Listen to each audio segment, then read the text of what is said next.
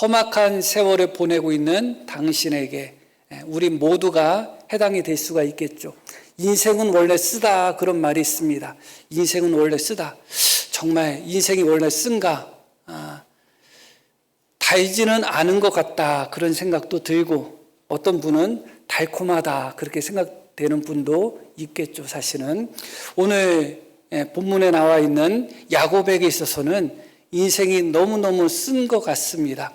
이제 야곱이 130세가 되었습니다. 130세가 되어서 그동안 죽었다고 생각했던 아들 요셉을 만나게 됩니다. 얼마나 감격스러웠을까.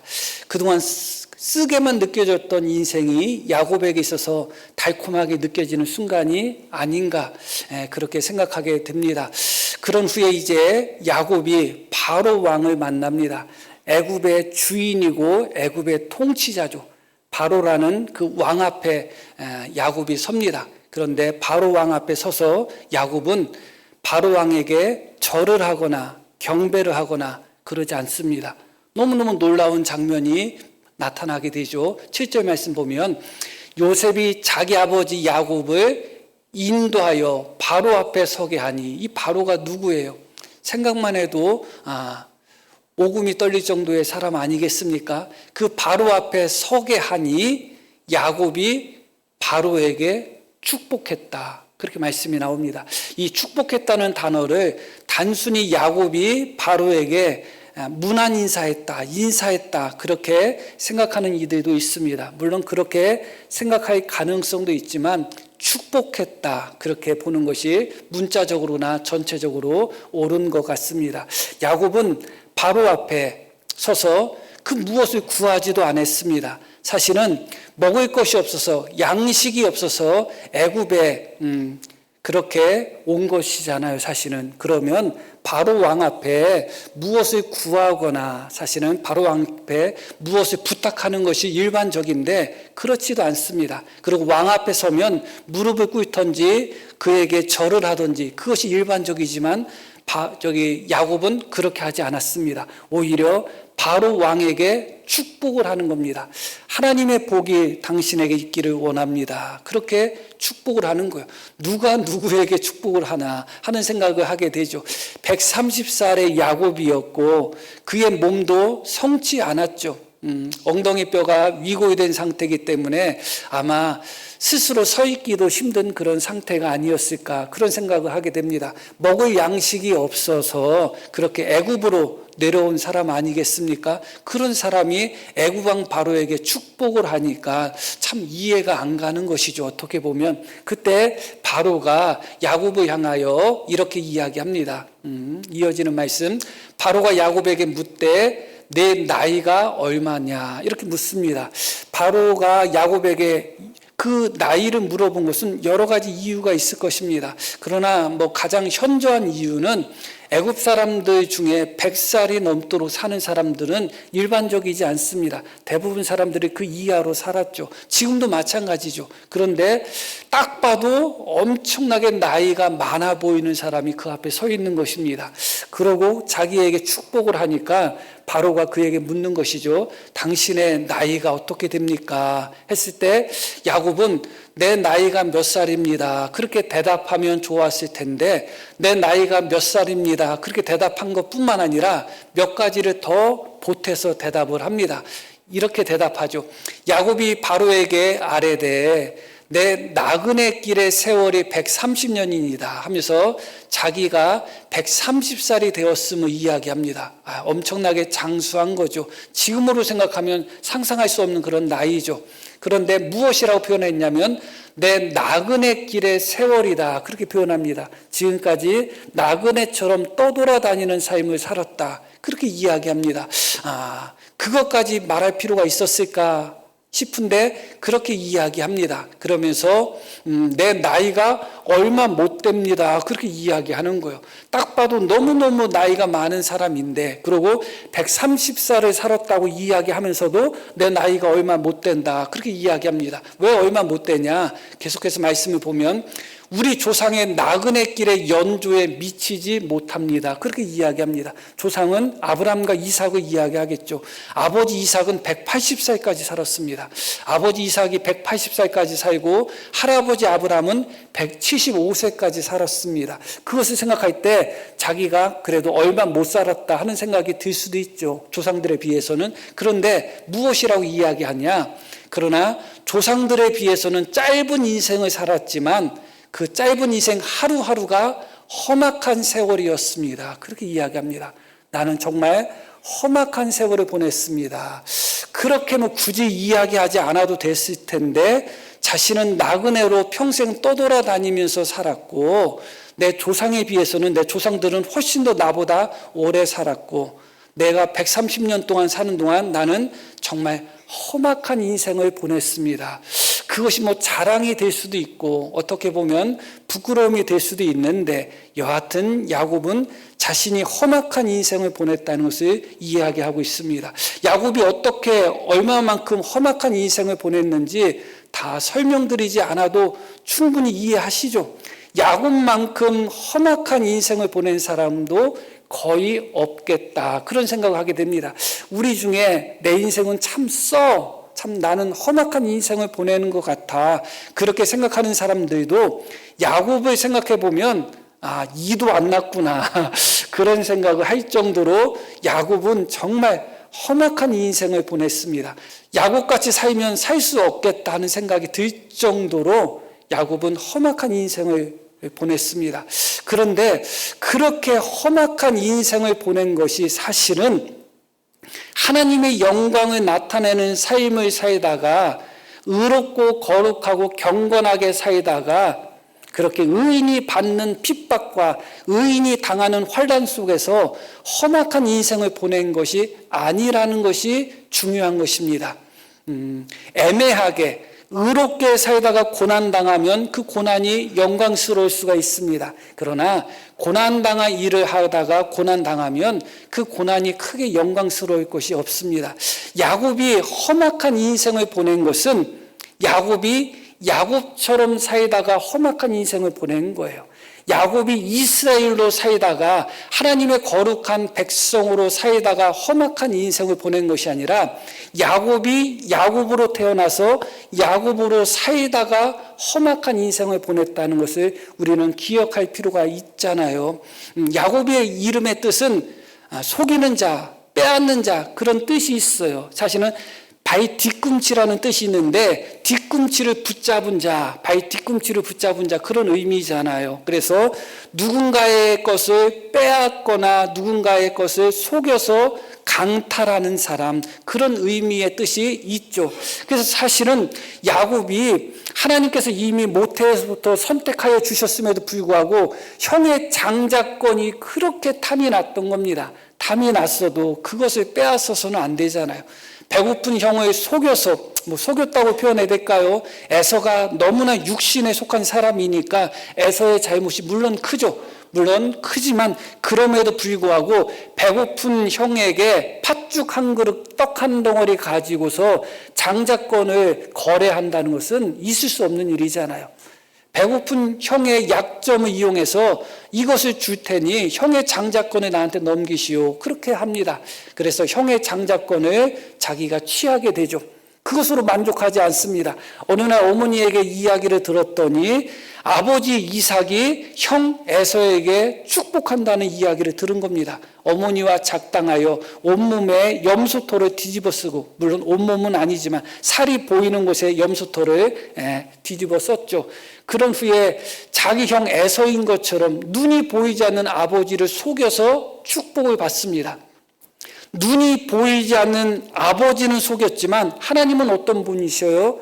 눈을 지으신 이가 보지 못하겠느냐는 말씀처럼 하나님은 인간의 모든 것까지 꿰뚫어 보시는 하나님이시잖아요. 어찌 하나님이 그 아버지를 속이고 그 형을 속이고 그렇게 기만 가운데 그 축복을 빼앗다시피 했던 야곱에게 하나님이 내 아버지 이삭이 너에게 축복했으니 나도 너에게 축복하겠다. 어떻게 그럴 수가 있겠어요? 그렇게 형을 속이고 그렇게 아버지를 속인 그런 야곱에게 하나님이 어찌 그에게 평안함을 주시고 그에게 형통함을 주시고 그에게 은혜를 주실 수가 있겠어요? 물론 하나님이 야곱에게 은혜를 주신 것은 분명합니다. 그러나 그 은혜는 마치 부모가 잘못하는 자녀를 때로는 채찍도 하고 때로는 타이르기도 하고 때로는 나무라기도 하는 그런 종류의 은혜였지, 야곱이 그 형을 속였음에도 불구하고 하나님은 무조건 야곱에게 형통함을 주신 것이 아닙니다. 야곱의 험악한 인생의 시작은 어디서부터 시작되었느냐? 아버지를 속이고 형을 속이고 그 아버지 앞을 잘 보지 못하는 아버지에게 축복을 받은 후부터 그의 험악한 인생이 시작된 것이죠. 그때 나이가 77세였습니다. 그 나이에 어머니를 떠나고 아버지를 떠나고 자기를 죽인다고 하는 형을 피해서 그 먼 외삼촌이 있는 바단 아람까지 홀로 도망을 갑니다. 그 험악한 인생의 여정의 시작은 그 전까지는 없었던 겁니다. 그 전까지는 야곱의 삶이 평안했습니다. 자기 형 에서를 속여서 장자권을 자기 것으로 만들었을 때도 야곱에게는 아무런 일도 없었습니다. 그러나 그 아버지, 눈이 보이지 않는 아버지를 속이고 축복을 받은 후부터 도리어 야곱의 험악한 인생이 시작이 되었던 것이죠. 그렇게 야곱은 아버지를 속이고 그렇게 속인 것으로 인하여 축복을 받게 됩니다. 다시 말씀드리지만 하나님이 그렇게 아버지를 속여서 받은 축복을 하나님이 어떻게 인정해 줄 수 있겠어요? 그것이 인정해 줄 수가 없는 겁니다. 그렇다면 누구나 그런 삶의 방식을 취하지 않겠어요? 얼마든지 꽝 잡는 것이 매라면 얼마든지 수단과 방법을 가리지 않고 우리는 성공을 쟁취하려고 하지 않겠어요? 그것을 하나님이 인정해 주신다면 하나님은 그것을 인정해 주실 수가 없는 것입니다. 그러므로 도리어 야곱의 인생은 험악한 인생이 되었던 것이죠. 외삼촌 집으로 갔더니 자기가 자기 핏줄 형을 속이고 자기 핏줄 아버지를 속인 것처럼 그의 핏줄인 외삼촌도 핏줄을 속이는 데 있어서 아무렇지도 않은 인간이었어요. 그래서 자기 작은 딸을 속이고 야곱이 작은 딸과 서로 연애했는데 7년 동안 나에게 종살이를 하면 내가 작은 딸 나애를 아내로 주겠다 하고 약속한 그날이 되었을 때 작은 딸을 주지 않습니다. 야곱을 속인 거죠. 그러나 야곱을 속인 것뿐만 아니라 누구를 속인 거예요? 작은 딸인 라헬도 속인 거예요, 사실은. 그리고 누구를 보내죠?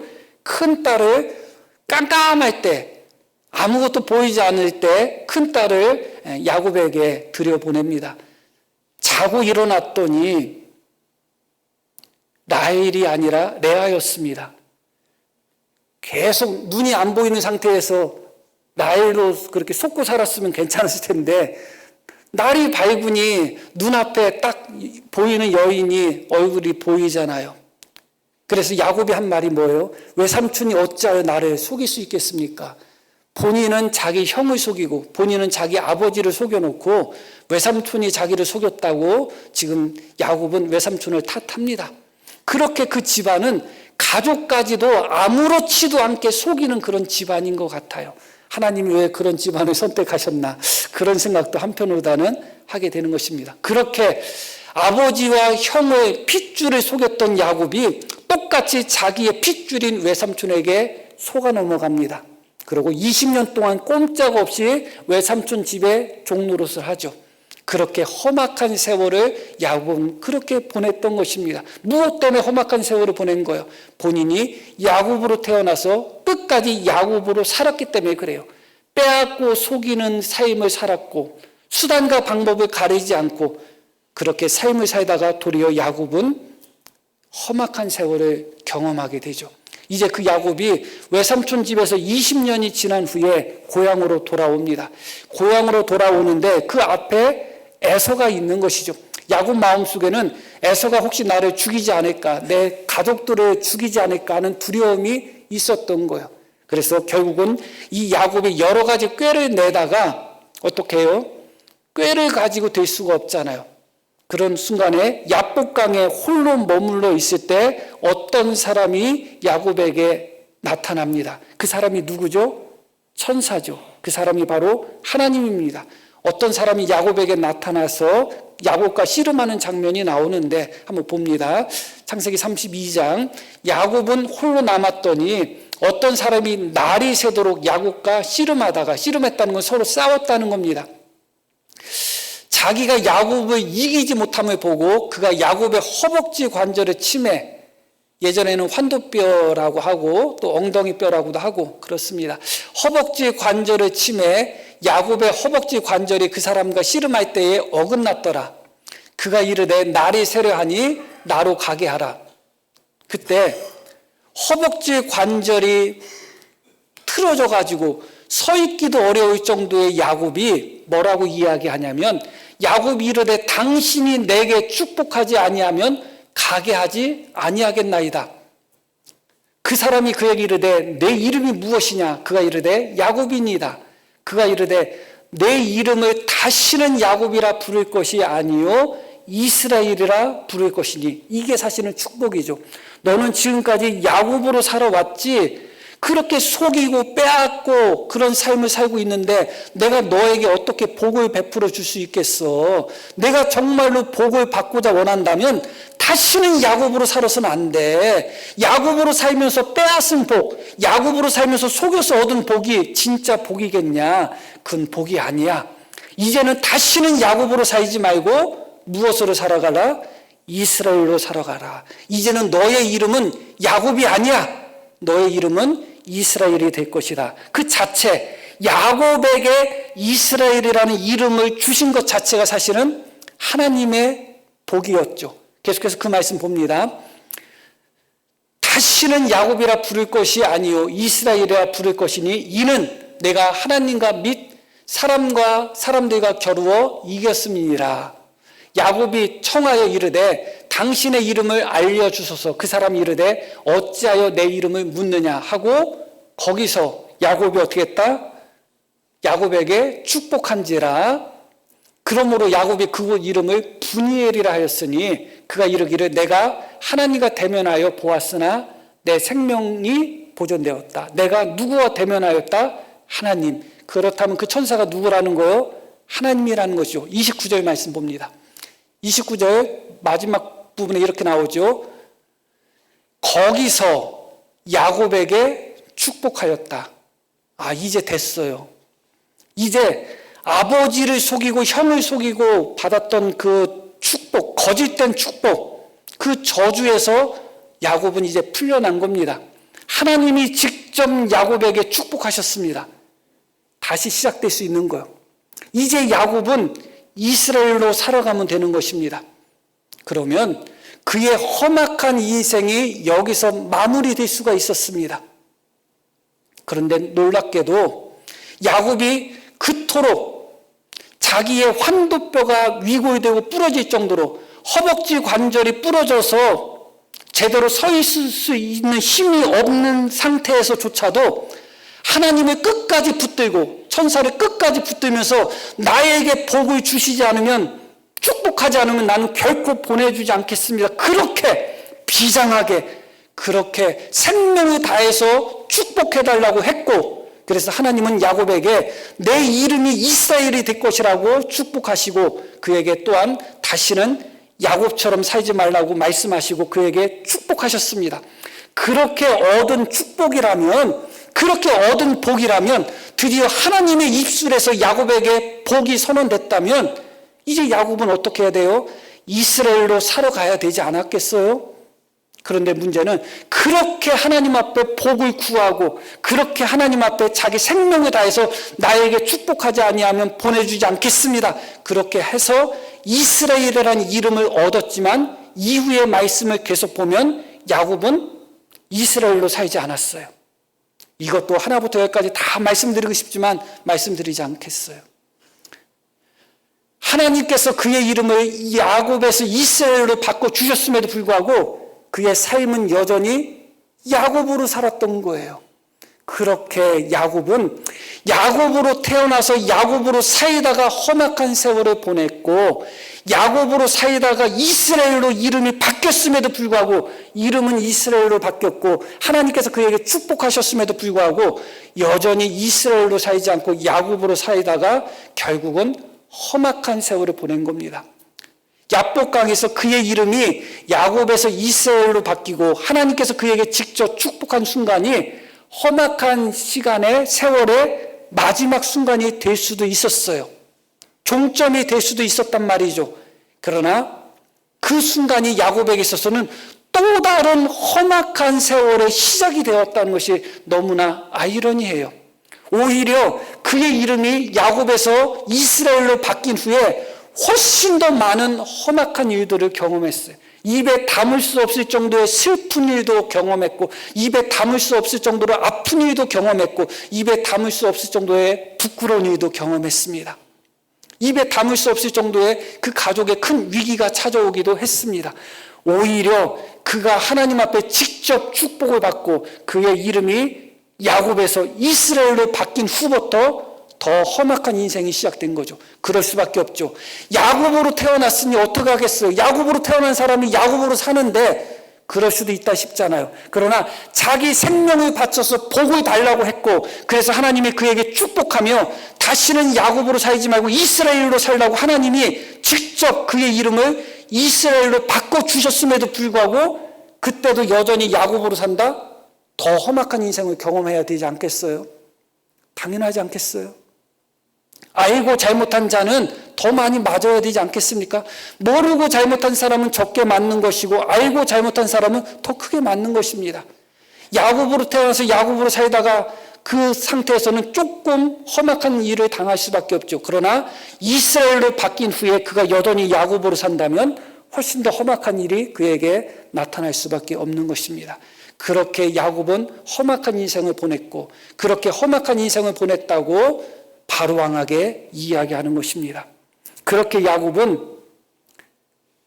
빼앗고 속이고 자기의 이익을 위해서는, 자기의 성공을 위해서는 기꺼이 자기 아버지조차도 속이는 그런 삶을 살았던 사람이 야곱입니다. 그리고 너무너무 비굴한 사람이었어요. 자기 형 에서를 만날 때 에서 앞에 7번 절을 합니다. 바로 왕 앞에서는 절 한 번 안 하죠. 그리고 바로 왕에게 주라는 호칭도 안 합니다.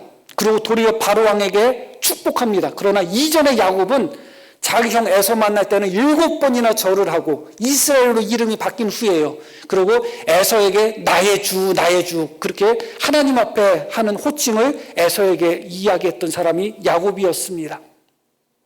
여전히 야곱은 에서로서 그렇게, 에서가 아니라 야곱으로 그렇게 속이는 자로 살았고, 자기의 이익을 위해서는 얼마든지 비굴해질 수 있었던 사람이었고, 그것을 위해서 얼마든지 신앙의 자존심도 내려놨던 사람입니다. 그렇다면 지금 얼마나 좋은 기회예요. 애굽의 왕 앞에 섰으니 얼마나 좋은 기회예요. 얼마든지 그에게 구할 수도 있고, 그에게 아첨할 수도 있고, 그에게 굽신굽신하면서 얼마든지 자기가 원하는 것을 청하여 구할 수도 있는 상태입니다. 그러나 그 야곱은 도리어 어떻게 해요? 애굽 왕 바로에게 축복합니다. 애굽 왕 바로에게 무엇을 구하지 않아요. 왕 앞에 섰는데 무엇을 구하지 않아요. 오히려 왕에게 축복합니다. 이건 야곱의 모습이 아니었어요. 다른 사람의 복조차도 어떻게 해서든지 속여서까지도 다른 사람의 복까지도 빼앗으려고 했던 야곱이 지금 애굽 왕 바로 앞에서 그에게 축복을 하는 것입니다. 야곱의 모습이 아닌 것이죠. 그렇게 바로 왕을 축복하는데 2번이나 축복하죠. 바로 왕 앞에 서자마자 그에게 축복하고 바로 왕 앞에서 떠날 때 그에게 축복을 합니다. 10절 봅니다.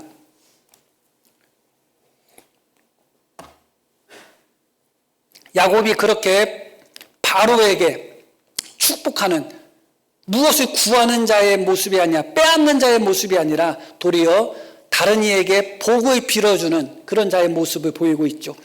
야곱이 바로에게 축복하고 그 앞에서 나오니라. 그러고 말씀이 11절 12절로 이어져요. 11절 말씀 보면 요셉이 바로의 명령대로 그의 아버지와 그의 형들에게 거주할 곳을 주되 애굽의 좋은 땅 라암셋을 그들에게 주어 소유로 삼게 했다.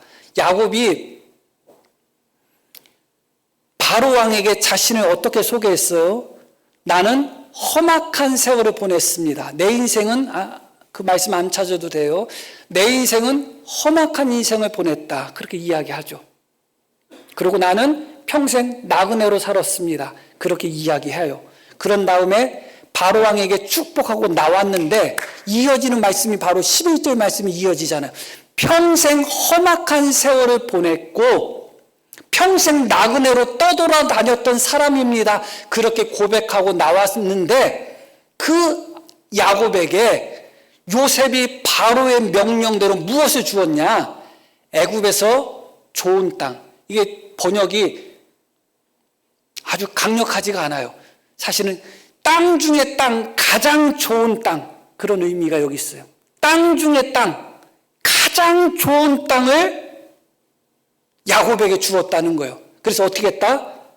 그의 형들에게, 야곱 아버지와 그의 형제에게 거주할 곳을 주었다. 평생 나그네로 살았던 야곱에게 평생 험악한 일을 보았다고 그렇게 고백한 야곱이 바로왕 앞에 서서 그에게 무엇을 구한 것이 아니라 바로왕을 축복하고 그렇게 나왔을 때 놀랍게도 지금까지 야곱이 경험하지 못했던 가장 좋은 것이 야곱에게 주어지는 것입니다. 그리고 11절 계속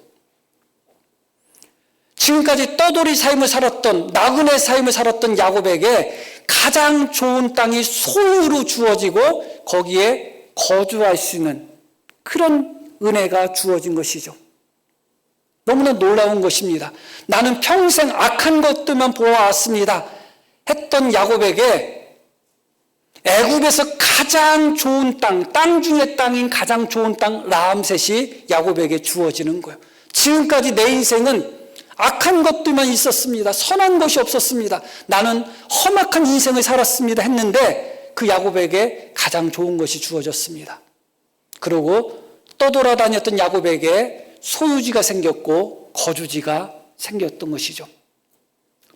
사실은 평생 무엇을 취하고 평생 무엇을 빼앗으려고 했을 때 야곱은 그것으로 말미암아 평안을 누린 것도 아니고 그것으로 말미암아 부귀영화를 누린 것도 아니에요. 오히려 빼앗고 취하고 속이는 삶 속에서 한순간에는 성공한 것처럼 보였지만 뒤돌아봤더니 험악한 인생이었던 거예요.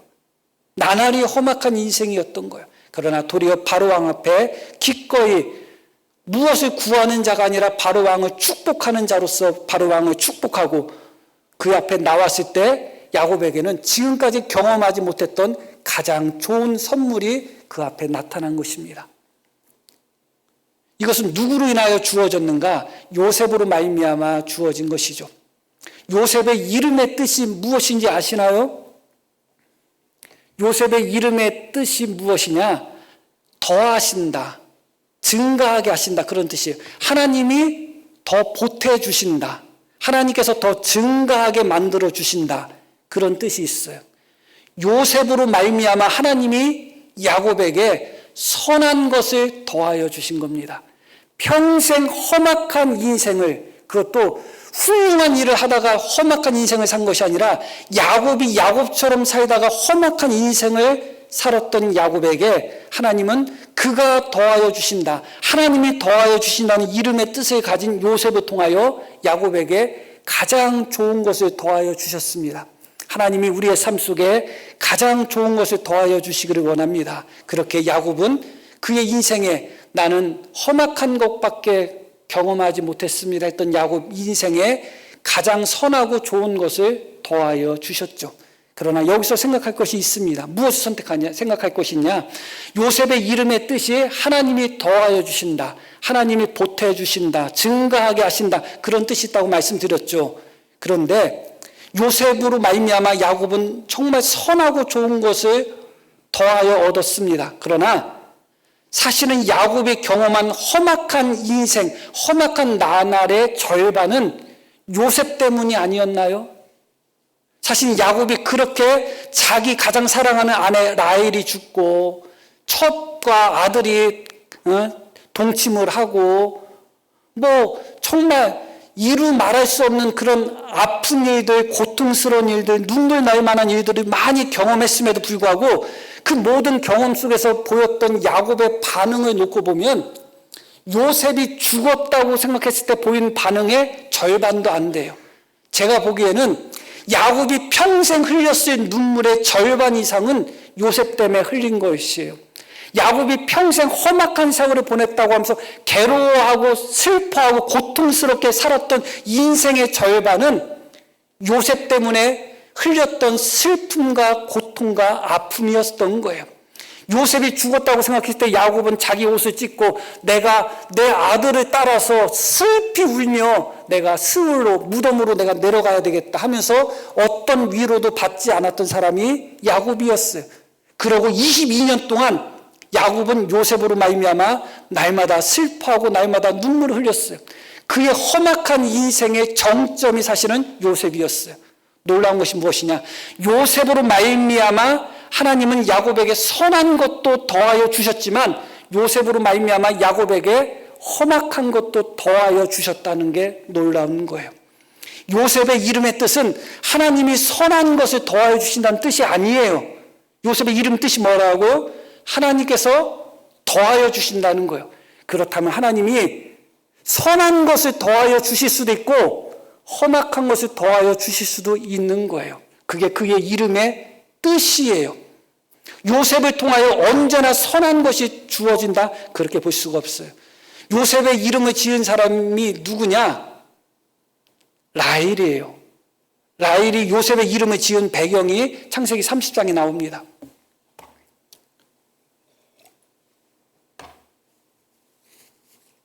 하나님이 라헬을 생각하신지라.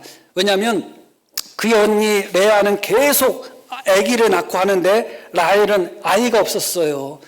그러니까 너무 불쌍한 거예요. 이제 어느 날 처음에는 레아가 불쌍해서 하나님이 레아에게 자식을 많이 주셨는데 어느 순간에 라헬이 불쌍한 거예요. 그래서 하나님이 라헬을 생각하셨다. 불쌍히 여겼다. 그래서 하나님이 그의 소원을 들으시고 그의 태를 여셨다. 그래서 태어난 아이가 누구예요? 요셉이요. 계속 말씀 봐요. 그가 임신하여 아들을 낳고 이르되 하나님이 내 부끄러움을 씻으셨다 하고 지금까지 아들을 낳지 못했던 부끄러움을 하나님이 씻어주셨다는 거예요. 여기까지 좋아요. 그리고 뭐라고 이름을 짓냐? 그 이름을 요셉이라 하니 여호와는 다시 다른 아들을 내게 더하기를 원하노라 하였더라. 그들이 여기까지만 보면 돼요. 자, 라헬은 요셉을 낳은 후에 무엇이라고 이야기했냐면 하나님이 다른 아들을 나한테 더하여 주시기를 원한다. 그런 이름을 지었어요.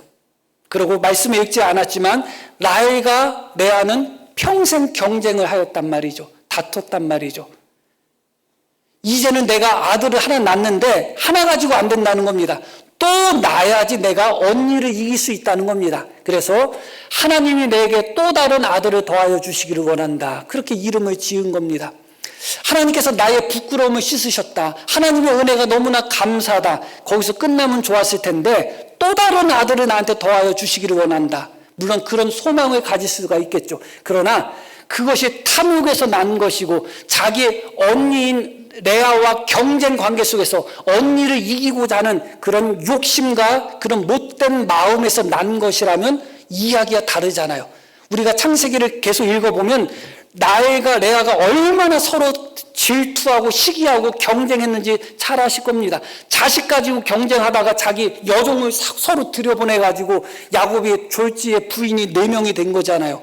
그래서 이제는 라헬이 자기 언니를 이기겠다는 마음으로 하나님이 또 다른 자식을 나에게 주셨으면 좋겠다 하면서 하나님께서 더하신다는 이름의 요셉의 이름을 지었던 것이죠. 그러고 정말로 라헬의 소원대로 하나님이 또 다른 자식을 더하여 주셨죠. 그것이 35장에 나옵니다. 그들이 베델에서 길을 떠나 에브라스에 이르기까지 얼마간 거리를 둔 곳에서 라헬이 해산하게 되어 심히 고생하여 이제 또 다른 아들을 하나님이 주신 거예요. 라헬 소원대로. 그가 난산할 즈음에 산파가 그에게 이르되 두려워하지 말라. 지금 내가 또 등남하느니라 하매 그가 죽게 돼요. 하나님께서 나에게 또 다른 아들을 더하여 주시길 원합니다 했는데 또 다른 아들 때문에 본인이 죽게 생겼네. 하나님이 더하여 주시긴 더하여 주셨는데 그래서 라헬이 뭐라고 이야기하냐. 그의 혼이 떠나려 할 때에 아들의 이름을 베논이라 불렀다. 그렇게 나와요. 베논이 뜻이 뭐예요? 슬픔의 아들, 고통의 아들이라는 거예요. 하나님이 나에게 또 다른 아들을 더하여 주시기를 원한다 했는데 또 다른 아들을 주셨는데 그 아들이 어떤 아들이었냐? 슬픔의 아들을 더하여 주신 거예요. 고통의 아들을 더하여 주신 거예요. 그 아들로 말미암아 라헬은 죽을 수밖에 없었고 죽었단 말이죠. 하나님이 더하여 주신다고 할 때 물론 우리 하나님은 좋으신 하나님이기 때문에 좋은 것을 더하여 주시는 하나님인 것은 분명합니다. 그러나 여전히 자기 언니를 이기고 자기 언니를 향하여 시기 질투하고 자기 언니와 경쟁하는 마음으로써 내가 아들 또 하나 낳으면 내가 이번에는 내 언니 코를 납작하게 세워야지, 납작하게 만들어야지. 납작하게 세우는 건 없지. 그렇게 생각하는 라헬에게 어떤 아들을 더해 줄까요? 어떤 아들? 힘의 아들, 능력의 아들을 더하여 주면 라헬이 얼만큼 교만해지고 얼만큼 자기 언니를 멸시하겠어요. 그렇기 때문에 하나님은 그녀의 소원대로 더하여 주셨지만 탐욕 가운데, 욕망 가운데, 질투 가운데, 승부욕 가운데 구하였던 그 아들을 하나님은 슬픔의 아들로 더하여 주신 것입니다. 결국은 라헬이 하나님이 나에게 더하여 주실 것이라고 그렇게 이름을 지었던 요셉, 그리고 하나님이 더하여 주신 아들은 결국은 슬픔의 아들을 얻을 수밖에 없었어요. 괴로움의 아들을 얻을 수밖에 없었어요. 여기서 중요한 말씀이 나오는 것이죠. 야곱이 야곱처럼 살 때 하나님이 야곱에게 무엇을 더하여 주실까요? 무엇을 더하여 주셔야 되겠어요?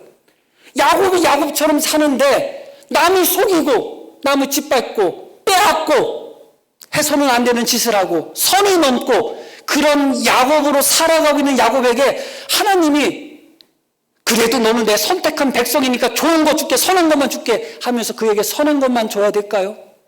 내가 큰 회사 재벌 회장이라고 생각해 보셔요. 내가 우리 성도님들 아니에요? 나 혼자만 할까요? 그런데 자식놈이 내 돈을 가지고 날마다 야곱처럼 못된 짓거리 하면서 사는 거예요. 마약하고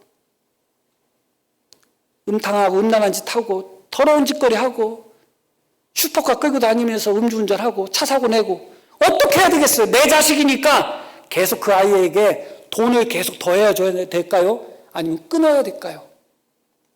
하나님이 야곱이 야곱처럼 살았더니 요셉으로 말미암아 야곱은 처음에는 좋은 것이 더하여지지 않고 도리어 요셉 때문에 야곱은 20년이 넘는 순간 동안 슬퍼하고 고통스러워했어요. 왜냐하면 야곱이 야곱으로 살았기 때문에 그래요. 야곱으로 살 때 하나님은 더하여 주시는데 좋은 걸 더하여 주실 수 없잖아요. 하나님 앞에 우리가 기도하면서 하나님 앞에 좋은 것을 구하죠. 그런데 내가 야곱처럼 살면서 하나님 앞에 좋은 것 따라고 구하면 하나님이 어찌 좋은 것을 줄 수 있겠어요? 야곱으로 살아가고 있는데 더하여 주시긴 하겠지만 험악한 것을 더하여 주시는 것이죠. 그러나 야곱이 이스라엘로 살 때 바로왕 앞에 서서 무엇을 구하지 않고 속여서 무엇을 빼앗으려 하지 않고 기꺼이 남에게 축복하는 자로 살고 남에게 베푸는 자로 살 때 하나님은 요셉을 통하여 야곱에게 선한 것을 더하여 주신 것입니다. 그게 오늘 말씀의 핵심 말씀인 것입니다. 하나님께서 우리의 삶 속에 좋은 것, 선한 것을 날마다 더하여 주시기를 원하셔요. 하나님은. 그게 하나님이십니다. 그러나 우리가 여전히 야곱으로 살아간다면 어찌 하나님 앞에 좋은 것을 얻을 수 있겠다고 생각할 수 있겠어요? 하나님이 그런 우리에게 야곱처럼 살아가고 있는 우리에게 어찌 좋은 것을 더하여 줄 수 있겠어요? 그러면 사생자가 되는 것입니다. 아버지 없는 자식이 되는 겁니다. 하나님은 우리의 아버지이기 때문에 우리가 야곱처럼 산다면 하나님은 우리에게 더하실 때 무엇을 더하냐? 채찍을 더하시고 때로는 고난과 환난을 더하시는 것입니다. 그것을 통해서 우리가 이스라엘로 살기를 원하시는 거예요. 이스라엘로 변화시키기를 원하시는 겁니다. 그렇게 사셔야 되는 것입니다.